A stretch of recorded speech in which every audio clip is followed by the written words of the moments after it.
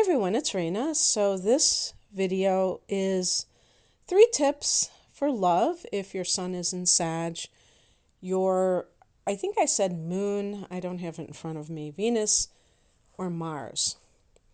Now, the reason I'm including things other than the sun is because these other inner points or planets will resemble the influence of the sun when it comes to the area of relationships in certain ways. So it makes sense. I mean, let's say your sun is in Scorpio, but you have Venus in Sagittarius. Well, that's going to mean that you may have a different behavior pattern or different expectations when it comes to romantic relationships.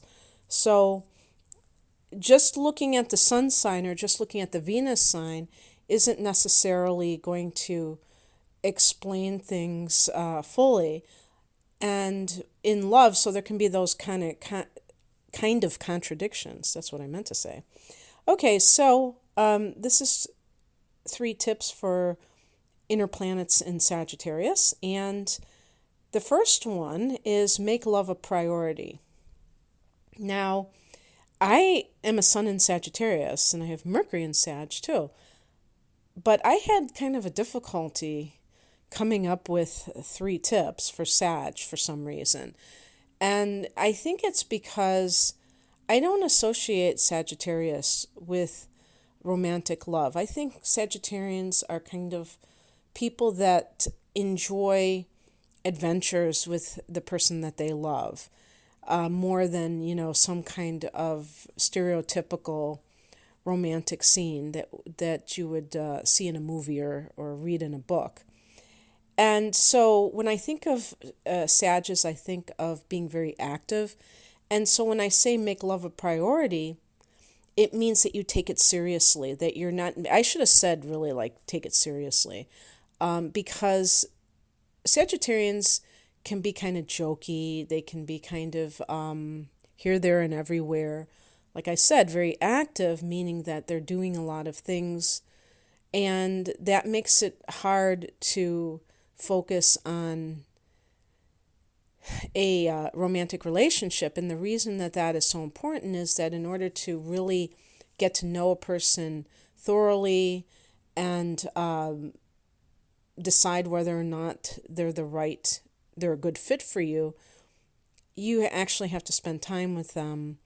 And if you are kind of pulled in many different directions, that can be quite difficult. And the thing about Sagittarians is I think that we require special things from relationships that other people may not, because we tend to be commitment phobic. And therefore, it may be hard to pin down the average Sagittarian.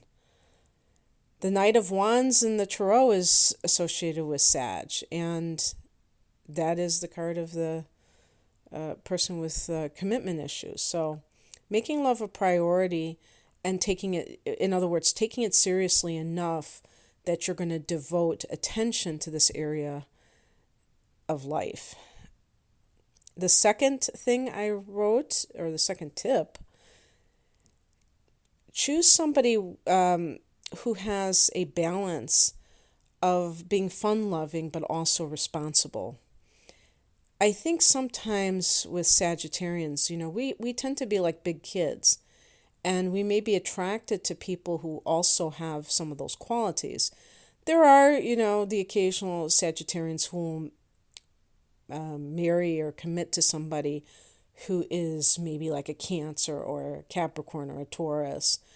And if you look at the Sagittarians chart, they may have a lot of earth. There might be some reason why they are attracted to that type of person. However, in general, I think that Sagittarians tend to gravitate towards people like them. But the problem is that if you look at somebody who is responsible, who is very disciplined or very ambitious, as being a stick in the mud or otherwise, too too serious, like they take life too seriously. Just making these kinds of off the cuff judgments that may not be very valid, but you're looking at it in such a way. What that can do is create a scenario where you are devaluing things that are very important in relationships. Having an affair, just having friends with benefits, if you will, that doesn't require like a vetting of somebody very deeply. Well, except, making sure that the person isn't, psycho or something. But you know what I mean? So the point being that there's a lot more at stake when you are, again, taking a relationship seriously and therefore caring about the qualities of that person, including, their ability to be a grown up. And that can feel for some Sages as triggering because I think a lot of us, maybe I shouldn't say that, but sometimes I would imagine that because the universe provides contrast, that maybe a lot of us, were born into families where we were treated as if we were goofballs, or, we didn't have much substance to us because of our tendency, to have many interests and not stick to things enough and start something new without finishing the old thing, flaky or whatever you want to call it, because we're very forward looking. Fire energy is expansive, so it's not going to just be stagnant. It's going to, Sagittarians may find that they have a hard time being persistent because they tend to, get into something and they really get excited about it. But then when they stop being that excited, they move on to something else. They don't just see something to the end necessarily. And you have to look at the whole chart to see if that is a consistent trait. But that may, kind of like make Sagittarians very sensitive to people who they perceive as ultra responsible because they feel like they will pale in comparison, and that other person will see them as being irresponsible, and that can, feel very threatening. So understanding that is a quality, along with having a fun-loving nature, and not to kind of like say either or, is important to being able to have a relationship that lasts, not just kind of like a short-term thing. And then the last tip that I have for you is don't be in a hurry. In other words, fire signs tend to be impatient, and it wouldn't surprise me if some Sages, they meet somebody and they want to move in together right away, or they want to get married.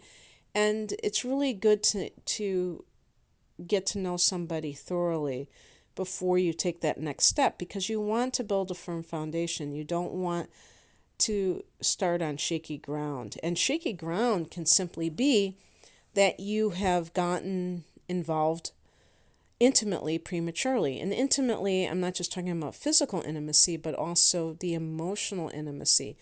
Some people they don't realize how big a step it is to move in together, because, even if you think, oh, well, we're not getting married, so it's not going to be a big deal. Oh, it's a totally big deal, because you're going to be around that person all the time, and you are going to see a different side. Even if you're both basically good people, something changes when you are around each other 24/7. So don't dismiss that as being like an immaterial thing. It's not. And when the other thing too is that when you take your time to really get to know somebody, there won't be any of those unpleasant surprises. You will know that person like the back of your hand. And also, on an energetic level, you will be demonstrating that this person is worth investing of yourself in terms of time spent with them. And that kind of bonds the two people by virtue of, simply, having these experiences together. And so anyway, I hope that you enjoyed this, Sagittarius. I like doing these things, and it's funny because it felt so different doing it for my own sign, simply because I think Sagittarians are not the kind of signs that are thinking too far ahead. So if they meet somebody, it's like, oh, am I having fun in this moment?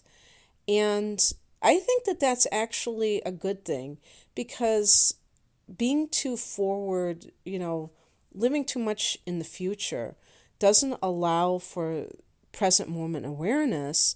But on top of that, it's an illusion. I mean, we don't know how long we have, and it can make people overly kind of controlling, where they feel like they have to have everything sorted out in advance. And that leads to a lack of spontaneity in one's life, which I think is very important for keeping life fresh.